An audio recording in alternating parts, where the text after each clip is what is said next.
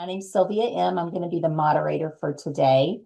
And before we get started into our content, I do want to just highlight the ISSA Hygeia Network program. So if you'll move to that second slide, Kimberly, you can see here on the screen that the Hygeia Network that is sponsoring the program today also does a lot of other great work that you can be involved in and or draw from. In order to support its mission, we do seek to attract, retain, and engage the community through all of these different programs that you can see on the screen here, raising awareness and stimulating discussion through various events. We do provide mentorship opportunities as well, recognizing women's outstanding achievements in the cleaning industry and developing training programs helping to promote the advancement and retainment of women in the industry. So if you haven't already, there is a great deal of information and resources available in the Hygeia Network Resource Library. You can see the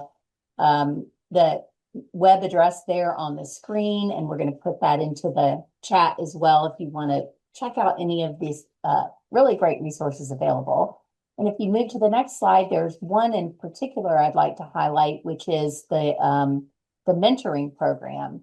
And you can see here on the screen that there's a QR code that will take you directly to that site for more information. We do have a general as well as an exclusive company mentoring program that are available. I've been personally a part of it for many years and had the opportunity to meet a lot of folks within the industry I would normally not have been exposed to, and to have a really great opportunity for growth. So this is another thing that Hygeia does provide. So with that, we're going to jump into our content for today, and I'm really pleased to welcome and to introduce our speaker for today's masterclass, Kimberly Morgan. Kimberly is a leader in the HR space, and she has over 25 years of professional experience, currently serving as the Culture and Team Member Engagement Senior Director for GOJO Industries. So now, without further ado, I'm going to turn this over to Kimberly so she can introduce herself and jump into the content. Thank you. Thank you so much, Sylvia. It's a pleasure to be here today. And as Sylvia said, my name is Kimberly Morgan, and I would be remiss if I didn't say thank you to Jen Sherman and to ISSI Hygeia for just recognizing me today and asking me to engage with you around this particular topic. I do appreciate the opportunity to be able to share with you. So I am going to go ahead and get us started. And I'd like to always begin presentations with me in under a minute, because who can best talk about yourself fast? I get really nervous when bios have to be read and they go through this long kind of introduction, because you're sitting thinking, who are they talking about? They can't be talking about me. So here is me in under a minute. I'm from Texas. I went to Baylor University in Waco, Texas. I was a student athlete. I ran 100 and 400 hurdles at Baylor. And yes, that picture of that young girl going over that hurdle is me.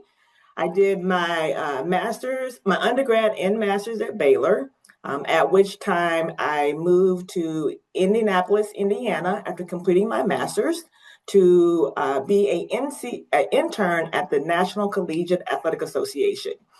I was at the NCAA for 14 years and 8 months. It's really important to stress that 8 months. I was there for 14 years, 8 months. And then I had the opportunity to go and work at USA Track and Field. And I was with them for 5 years. And that was all around doing programming, policy, strategy work in the space of creating opportunities for women and people of color. At which time I had the opportunity to come and to join GOJO. And I've been with GOJO in March, it will be 5 years. So I have had 3 moves, a couple of different titles or roles. I started as an intern. And the reason why I am stressing all of that is because I think it's really important as we think about talent and talent pipelines to know that our professional trajectories are always changing and moving. I don't think that I could have written the story that I've had the opportunity to engage in professionally. I wouldn't have been able to write this story in the very beginning when I was an intern. So it's really important to keep learning and to keep growing, to keep learning from each other and asking questions in order to continue to grow and develop. In my free time, and I know that we all laugh because what free time do we really have? But in my free time, my husband and I are avid travelers, and I can officially now say that we have visited all 7 continents. Last year, we closed the year out going to Antarctica. I have a whole PowerPoint about that. I'll share it with y'all later. And I also do volunteer in many of the organizations that I am engaged in from a engaged in a kind of volunteer kind of capacity, civically. That's the word I was looking for. And the reason why I asked the question in the beginning about how long you have worked professionally, it's hard to believe, but I have, I'll be approaching my 26th anniversary from a professional standpoint in June. And that's really important, like I said in the beginning, because that trajectory has not been straight. It's been across 3 states. It's been across multiple growth opportunities, some positive, some where I had to think back to say, well, how did I get here? And so all of that's important in thinking about talent pipelines. So I was asked to spend some time with you all today to just think about the talent pipelines, how we can build a strong, successful pipeline.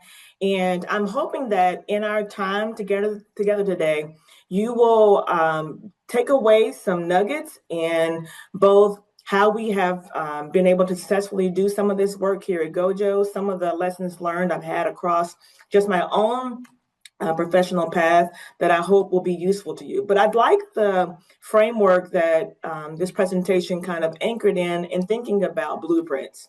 And oftentimes we think about blueprints in building a house and how it really gives us like that structure and that format. And we kind of get to put our own touches on it and thinking about what we actually want to create, what we want to develop and or design. And when we think about the process that goes into that, one of the things that's really important is you have the most flexibility when you are initiating a process. And you can ask all the questions and make all of, move this here, do that. But until you submit the actual blueprint, and then if you have to make a change, all of us know who've had the opportunity to build a house or build a structure, when you have to do change orders, that's when the dilemmas come into place.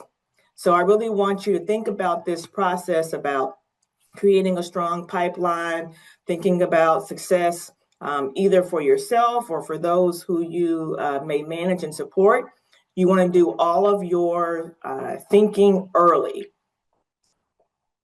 So here's some questions for you to think about as you begin to engage in this process. And I want to just pause here for just a quick second to look at the questions, because depending on where you are approaching this work from, if you're looking at from an internal standpoint on growing and developing talent or thinking about succession planning, there are different questions that you would engage around versus if you were thinking about recruiting talent, which is from an external focus and bringing someone into your organization. And so these are just some critical kind of like grounding questions that you can think about to kind of position yourself and to get a better understanding of what are your actual needs in looking for the talent that you are seeking. And because we are recording this conversation today, you'll be able to have this after the presentation.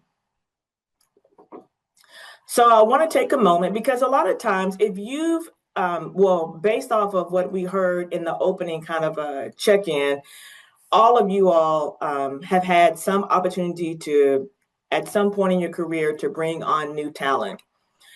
So I want to just engage with you for a second, and you can place in the chat, what is the hardest part for you, or maybe for your organization, when you think about identifying talent? Is it, and you can place in the chat a 1, 2, 3, or 4, based off one, if you think the hardest part is determining if this particular individual, are they right for your particular role? Are they right for your organization when you're thinking about bringing someone into your organization? You can put a 2 in the chat if your hardest part is identifying the right body of work. So this kind of like pre-work question as we're thinking about creating a job profile and putting all the pieces that we need. What are the places that are most important for the business? Is it for you identifying the right body of work and the right type of complexity? You can put a 3 in the chat if your hardest part of when working with talent is keeping them motivated and keeping them engaged. They've been here, they're at this kind of pivotal point in their career, they're a high performer, we don't want to lose them. The work that they do is critical to the organization. What do you do to keep that? If that's your concern, put a 3 in the chat. And then if your hardest concern is thinking about turning training into readiness. So someone may have, and I'm going to talk a little bit later about internships. Someone may have been with you, early in career, and you want to think about bringing them into a full-time role. Is number 4 your greatest concern? So I'll pause for a second.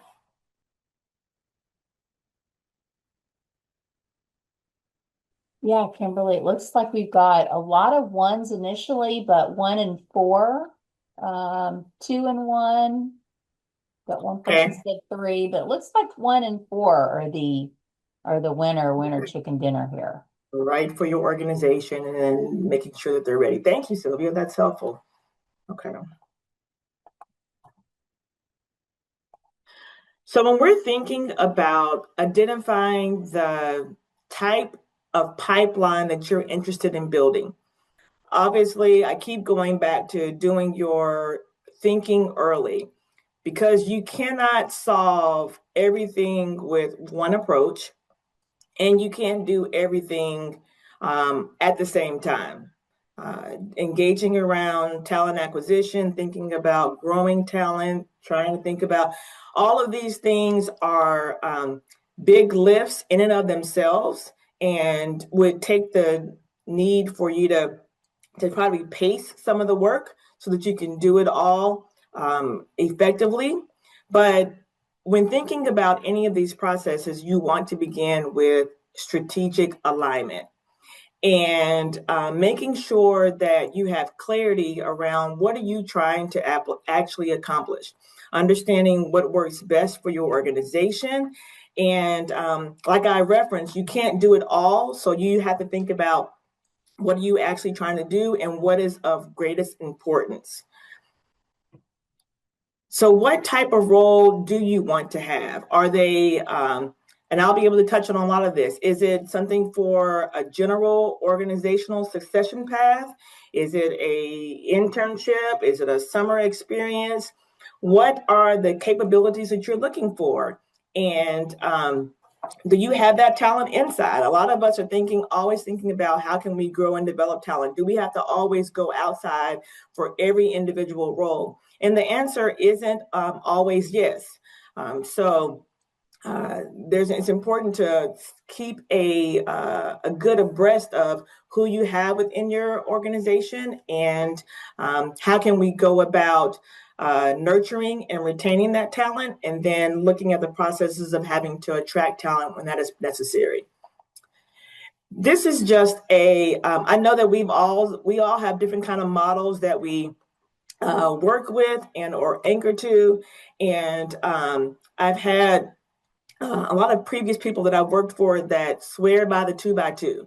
And I think that the 2x2 is an excellent model to begin at thinking, some of that early thinking around what's going to be of greatest impact to us, and what is of key urgency, in helping us to think about what do we need to address at this time, and how can we go about tackling that particular concern. Because these kinds of models can be used to think about a gap analysis. They can be useful in helping you think about forecasting out. We may want to create a role, but it may be a 3-year runway for us to get there. And then thinking about, well, who can actually be best suited for that role? And being able to use this kind of tool or any other kind of like mapping process will help you to understand how to go about designing and developing that process, as well as thinking about implementing it down the road. And so whatever approach you choose to take, it gives you that chance to kind of have both some agility in the effort and gives you flexibility in thinking about what your greatest needs may be. So here are some approaches for how. What I really wanted to do is to talk about what was the what in the blueprint, and now we're going to kind of anchor to how. And I have broken this how section up into 3 different pieces for us to think about attracting, retaining, and growing talent. So let us go to the early career aspect. And these are efforts that can be looked at to attract talent, to kind of see what may be individuals kind of in your network, or who may be interested in working in your particular organization. And I'm going to share 2 unique programs that I've had an opportunity to engage around. One personally, and then one from the work that I do here at GOJO regarding our summer student program. And I don't want to kind of overuse the word, but it's really important to do when you think about designing and or creating different types of programs. You want to be explicit in what are you trying to achieve, what makes sense for your organization, because what works one place won't work another. But these are examples that I have seen that have been successful in different organizations. At GOJO, we have a summer student experience, and it's really unique because this is something that was created by one of our founders over 70 years ago. And the intent that Mr. Lippman had with creating this program was to encourage students to be able to complete their education and to provide experiences for the children and or dependents of individuals who worked here in the organization. So that's an explicit reason for why the program exists, and really kind of gives us structure and process in order to be able to execute up against the program. So we are very clear that this is not an internship program, although it's meant to provide meaningful experiences to the individuals that engage in the program. It is something that exists to give them exposure to the different types of work and the jobs and roles that we have here in the organization, but it only lasts for 6 to 10 weeks. So it's only when the students are home for summer break or they're home from college and they're looking to just kind of get something to make a little extra money, but also to give them exposure and meaningful experiences. Whereas if someone were looking for an internship program, and the reason why I use this different dichotomy is because internships can be very different. I had the opportunity to engage in the internship at the NCAA, and that particular program had an application process that at the time when I went through the program, 9 of us were selected, but they received over 300 applications to pick 9 candidates. It was for a year-long experience. We were in one particular part of the organization and really were engaged as full-time employees looking to do the work. So there are different experiences that can be created to meet the needs of your organization, to provide exposure to interested individuals who may want to get have an awareness or understanding about what we do in our industry versus down the road and creating different kinds of experiences. So that's the reason why I wanted to use these two examples in thinking about early career opportunities. As we think about taking the time to advance talent, there are other approaches that you can take, but it's really important that you think about the process that you want to go through to achieve that. When I had the opportunity to join GOJO, one of the things that we tackled early in the work that we were seeking to accomplish was looking at um, getting a better understanding and helping our hiring partners to think about, do we need to have a degree for every particular job profile that we are seeking to fill? And it made us really begin to think about going through that process as the individual who, our team member who's responsible for talent acquisition, who supports our HR business partners, and thinking about helping managers to really understand when it was appropriate to have distinct and specific educational requirements for a particular role.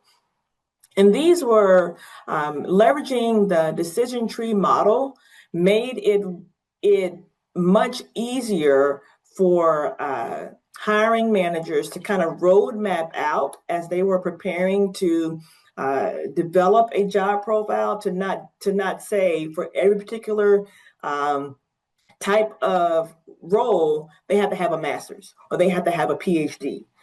We were finding that we were over indexing on when a degree needed to be used, and going through this process. I will go ahead and advance to the next slide. Going through this process and critically thinking through each individual role type really helped us to use the degree requirement piece in a way more effectively to really be true to ourselves about what particular roles needed degrees. And it really helped us to introduce the opportunity to look at talent who may already exist in the organization, who perhaps didn't have a degree, but they maybe had certificates or they had years of professional experience. This process allowed us to be able to think more critically about where opportunities existed for talent who was already in the organization, as well as we were thinking about attracting new talent, where we could look at someone's resume and say they may actually be a good fit for a role because this particular role may not require a degree. So I think that decision trees can be useful in mapping out multiple processes, but in this particular case, it became useful for us in helping us to think more critically about where a degree was required. And so these are just some of the questions that we kind of like thought through in looking at where our individual business needs lie. And it gave us the ability to really be honest when we had two highly qualified candidates, and one maybe had a master's and the other one didn't.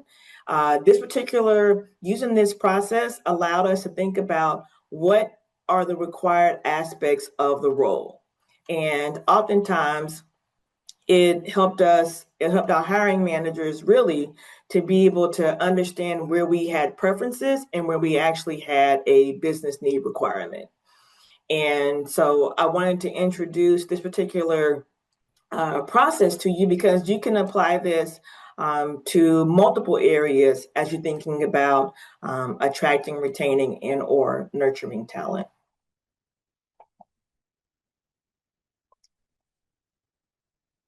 And so what happens? You've done the work to think about attracting talent and running through that process. You've looked at, we've got someone here and we're already thinking about they really are a high performer, and there may be some other opportunities for them from a growth and development standpoint, or there may be we know that so and so is probably getting ready to enter into a glide path and thinking about retiring from the organization. Well, who are we going to have to be able to fill those big shoes from a succession planning standpoint? When we think about what really happens after you bring the talent in, there may become opportunities for you to think about this in different buckets. So, in thinking about attracting talent, we did a significant amount of work trying to help to reframe our the thought patterns of our hiring managers when it really came to culture fit and thinking about alignment with the organization. And it always came back to, does this individual align with our values as an organization and the goals that we're trying to achieve, both within the role and the actual individual business needs? And that became a good filter to avoiding, oh, they aren't a good fit for the organization. It created that business case connection to why this individual should continue to kind of advance through the process. Other things that we leverage. So after we may have brought someone on board, we want to always make sure that over time that we are thinking about performance. And if this individual is meeting expectations and contributing to the business needs of the organization effectively.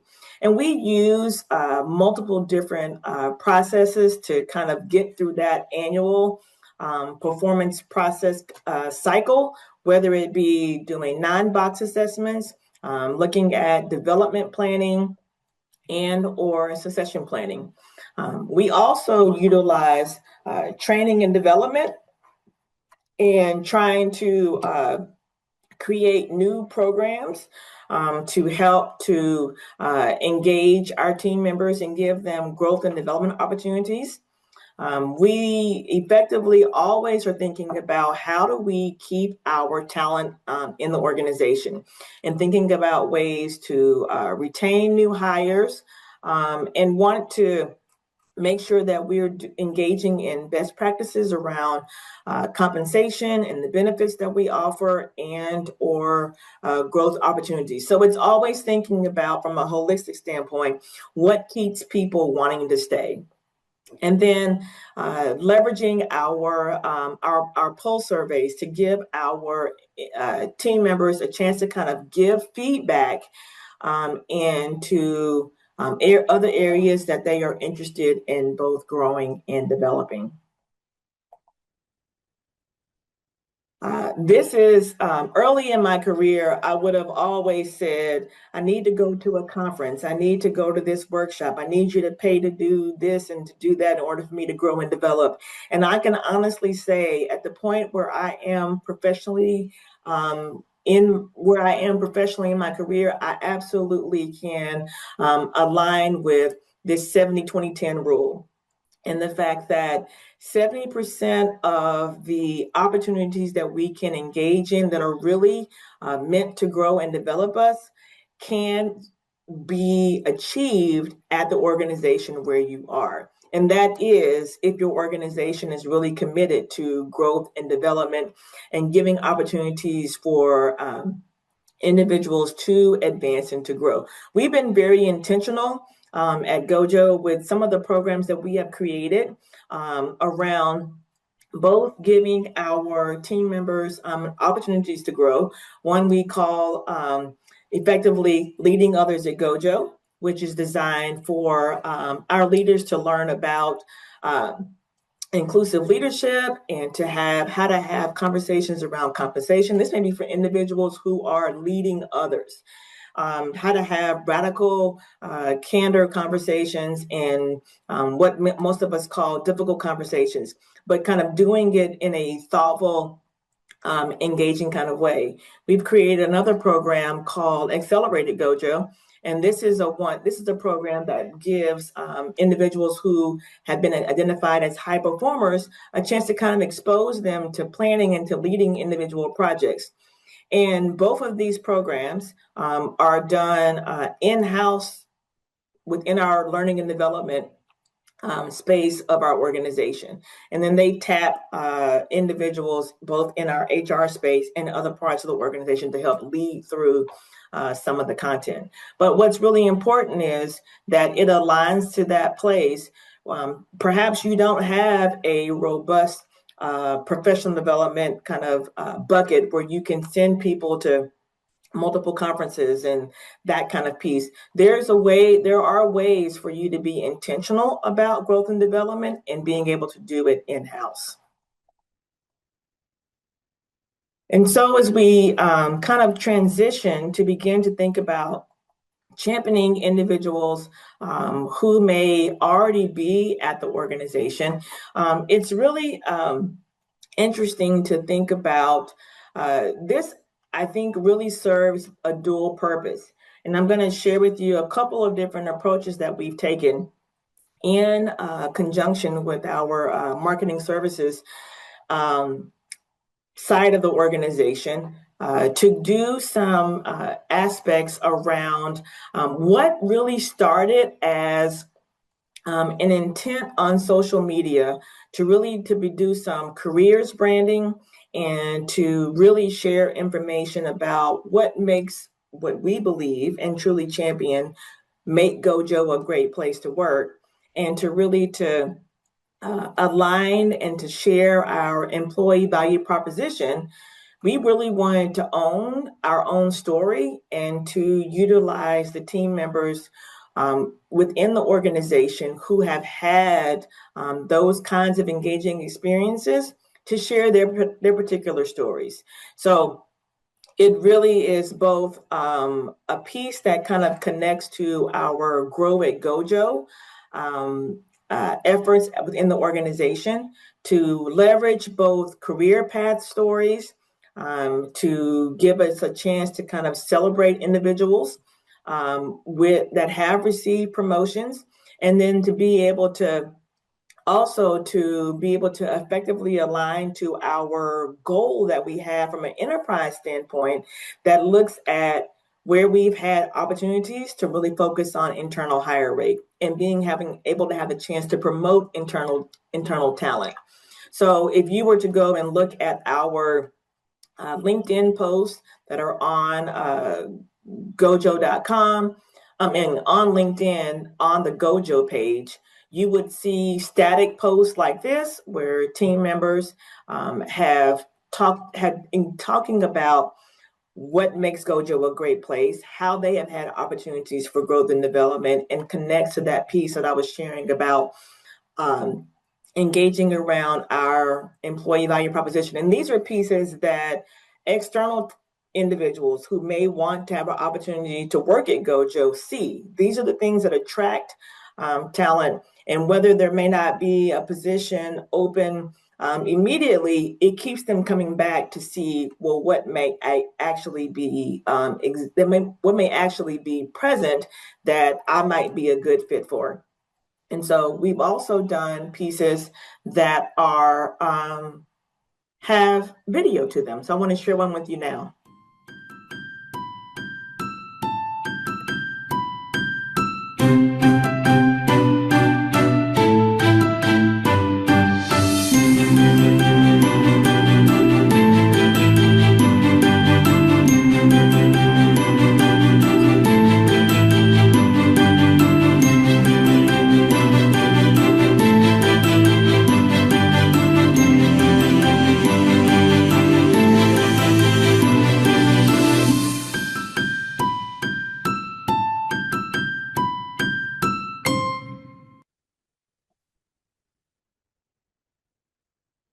And the unique thing about, thank you, I saw some of the hand claps. The unique thing about leveraging social is that you can do simple things like I said, static pieces, just having a team member's photo and a quote, all the way to doing video pieces.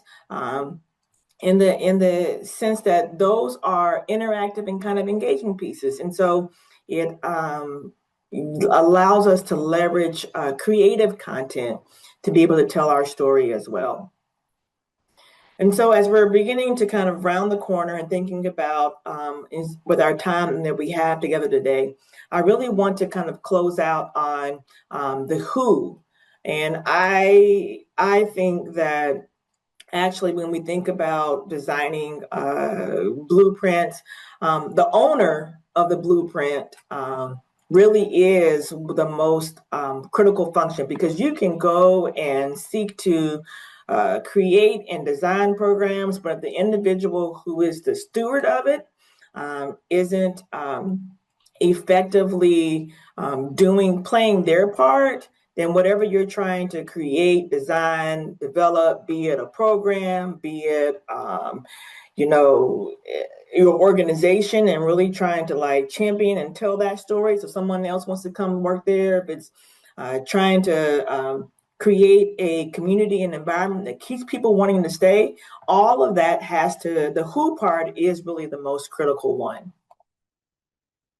And so when we think about what is that particular formula for making this so, there's a couple of different steps that I kind of want to just kind of like ground us to in thinking about that particular pipeline approach. And it goes back to that piece that I anchored on in the beginning, in some of that early thinking. Is your process strategic? Does it align to your business goals? At the end of the day, if what you're trying to do doesn't meet a business need, you need to scrap it. Because it won't be time well spent, it won't be money well spent, and it will end up being for naught. But you want to make sure that as you're kind of moving through that thinking and that process, is it clear? Is it going to create opportunities that are accessible to all? Do we have that kind of wraparound piece where it's going to have a supportive element to it? If we bring this new talent in, if we take time to engage someone to try to keep them here, if we think about giving someone this opportunity for growth and development, are we going to have the wraparound pieces around it with coaching and with development, and giving them someone to connect to in order to be able to kind of navigate through difficult climates and or environments? Always being able to align to measurable goals, and making sure that we're clear about what we are trying to achieve is clear. Did we meet our individual outcome, and being able to make that case is necessary. And making sure that maybe today we did this particular program and we realized that we kind of run our course with that, and now we want to change directions. We have to be adaptive and trying to figure out what may be the new and the next thing that we need to tackle that makes sense for our organization, and always making sure that it aligns to the values and the goals of the organization and what makes sense for us at the end of the day. But a lot of times people will say, well, whose responsibility is that? Is it the leader? Is it the organization itself? And I really would like to just suggest that we all play a role in this.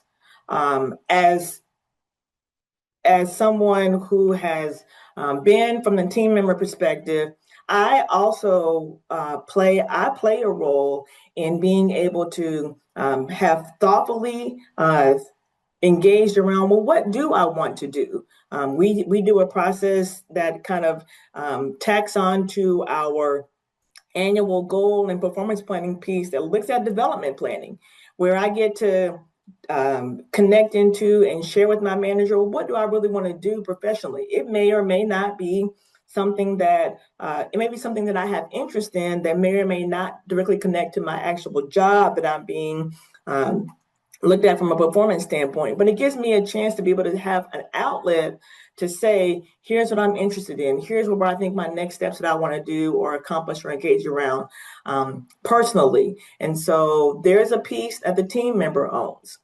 There's a piece that the manager owns, and being able to take time to pause and have those conversations with your team members, whether it's one person that you manage or if it's multiple. Time has to be carved out to have those conversations, because you also, as a manager, have to be aware of what your team member needs, areas that they can grow and develop, where we have gaps and where we think about needing new talent.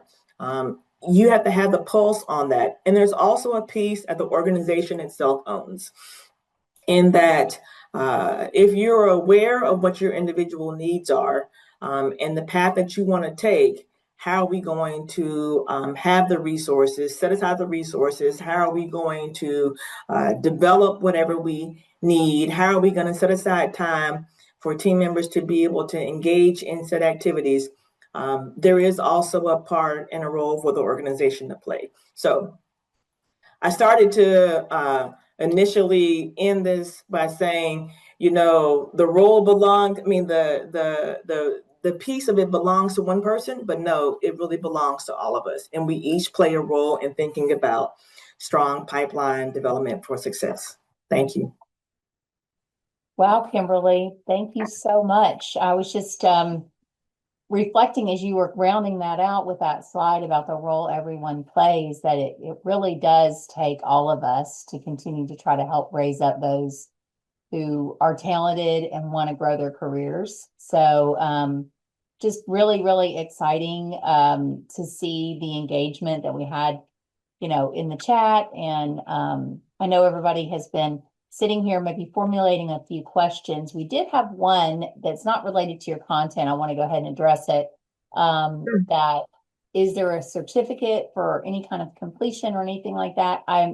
We're having someone on our team research and get back to you with that here in the next couple of minutes in the chat.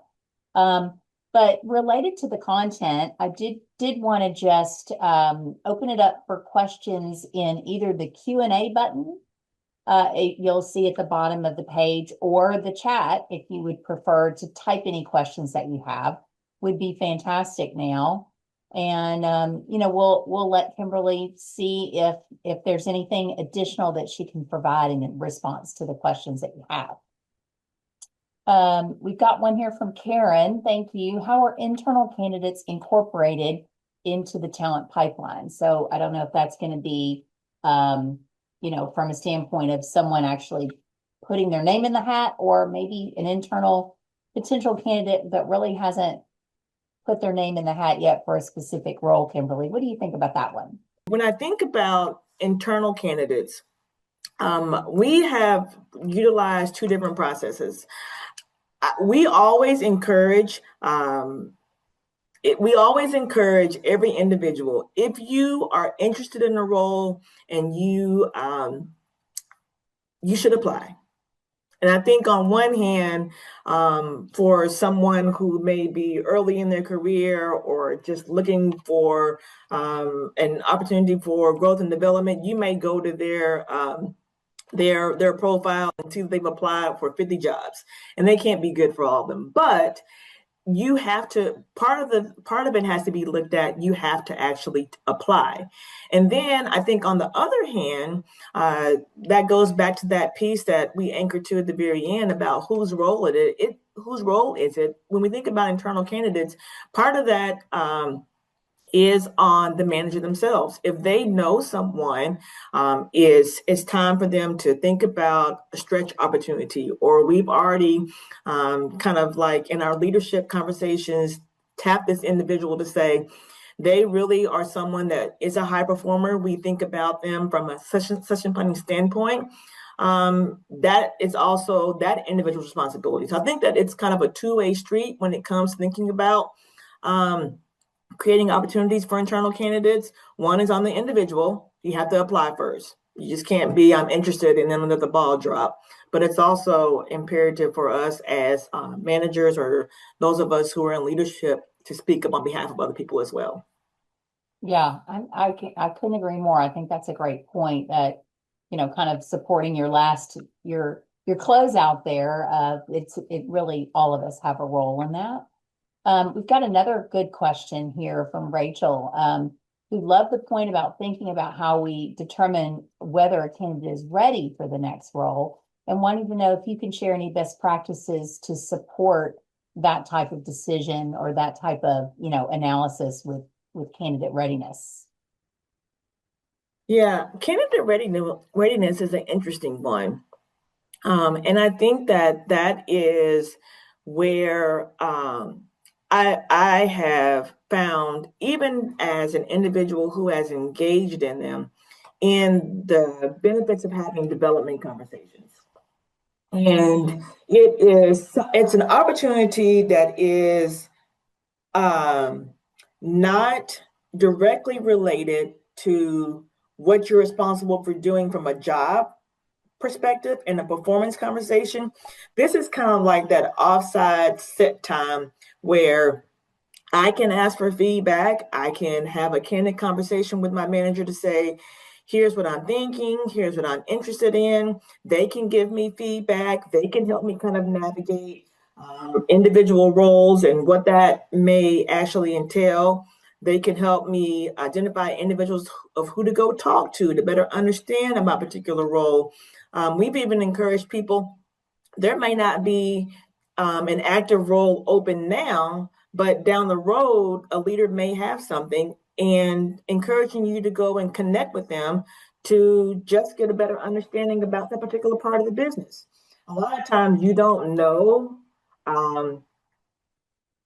know what may be available, and it's important to develop relationships, to have conversations, to be able to, what do they say, if you stay ready you don't have to get ready. And so doing all of this in Ooh, I'm pre-work, writing that down. yeah. That's something my pastor used to always say to me: if you stay ready you gotta get ready. If you do all of this in advance, when the opportunity comes ready, you'll be ready. Yeah, I love that. Great point for sure. We've got another couple of questions here, just a few more minutes. Which Sure. sourcing channels have delivered the best quality pipeline for you so far? Is there any insight you can give on that? Yeah, so if I had to channel our team member who's responsible for talent acquisition, we have a good person who does it. I mean, she's been doing that for us for probably 13, 14 years. So she really has a keen eye in helping us to know respective roles and what the needs for those roles are.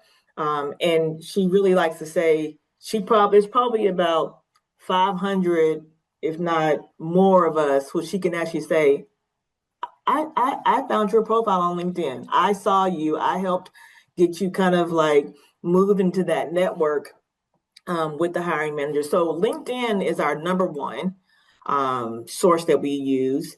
We also leverage Glassdoor. Uh, there's another system that we utilize as well. We have just now started to re-engage with going to job fairs, although those can be hit and miss. And depending on the actual role that we're looking to fill, those strategies that I've mentioned or sourcing kind of tools have been more for entry level, mid level. If there is a unique role type that we have to go after, we do leverage search firms or hiring efforts to help us kind of look at other talent. So it depends on the particular role that we determine what piece that we utilize, but almost all roles are posted on LinkedIn. Okay. And I think that a couple others are also chiming in here. We've got Kelly asking if the LinkedIn fees to, I guess, post on the site or just to search on the site might be different than just doing independent searches on LinkedIn. It sounds like you have some The fees judgment are there different. based on, what kind of role it is, Yes, right? yeah. Yeah, Yeah. and our person who owns talent acquisition has the greatest access, and we do pay for those particular services, both to help certain roles that we're looking for to get elevated within the particular channel. Hmm. Um, so we do invest certain resources in different ways, depending on what we're looking for. But we Yeah. also do a strong push on thinking about internal. We always look at almost every role.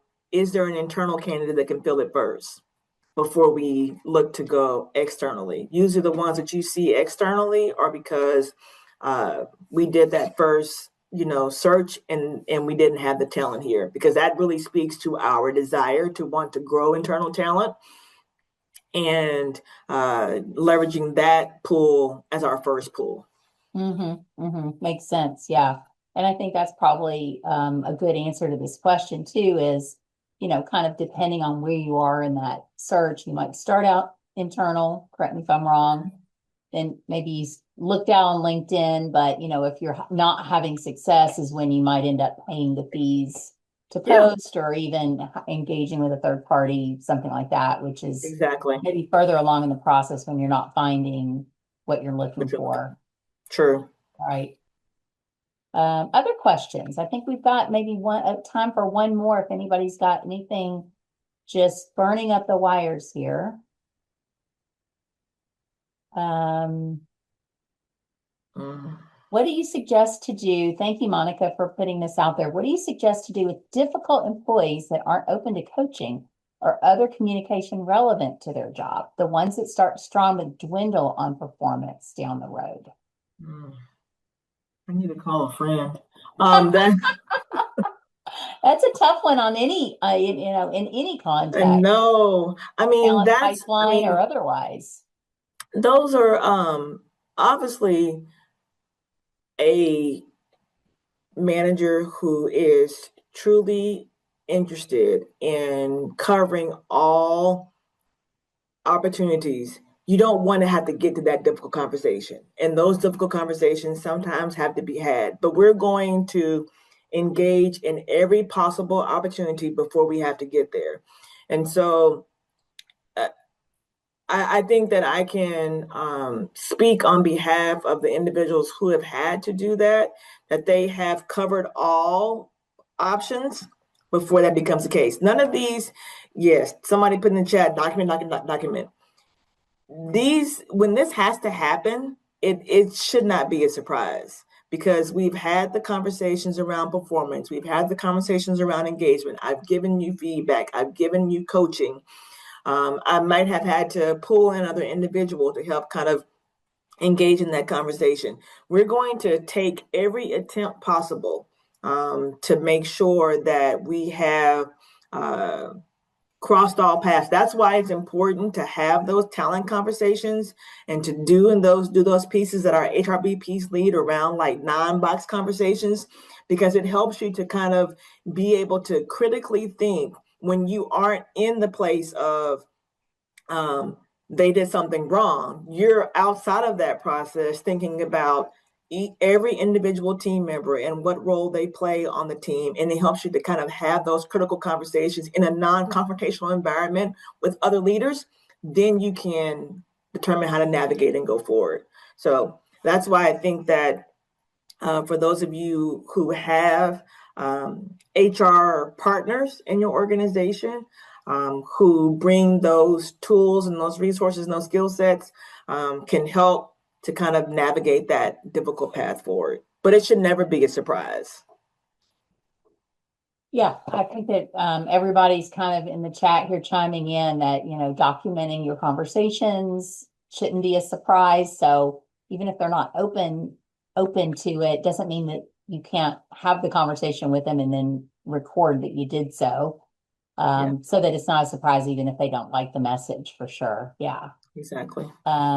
Okay, well, I think since we are just about at time, we'll start to close out the webinar, and I just want to, first of all, just recognize Kimberly for taking the time here. Thank you so much, because this was an amazing outlook on kind of some difficult subjects that many of us wrestle with as leaders and also as team members, when we know that it's a very competitive workplace environment out there, and a very competitive talent environment. I took a couple notes myself. I think everybody else did as well. So thank you for offering your time and talent here. And this is an example of the type of programming you're going to receive as a member of the Hygeia Network. So if you're not already a member, I would encourage you to scan the QR code or visit the website and join today to have access to more tools and resources just like this one. And then if you go to the next slide here, we also have a few upcoming things that are on the table, with a March 11th webinar about owning your value. So building that confidence and that credibility to be necessary in some of these conversations with leadership, if you are in the position to want to, try to snag that job that you're really looking for, or just to be more confident in your own role currently and building your skills. And then looking forward a little bit further, we're going to have an in-person Hygeia networking event and conference in Toronto on April 9th. And if you visit the website, you'll be able to see more information about the programming that's planned for that and register yourself and your colleagues. So with that, it is right at noon Pacific time here on the West Coast and 3 o'clock Eastern. Thank you so much, everybody, for joining in the conversation. There are some links to recordings of the webinars, as well as you'll receive some information in your email in case you want to share that out. And again, appreciate Kimberly's and everyone's efforts for sponsoring and making this a reality today. And I wish you a great rest of the afternoon. Thank you. It's been a pleasure. Bye, everybody. Thank you, Kimberly.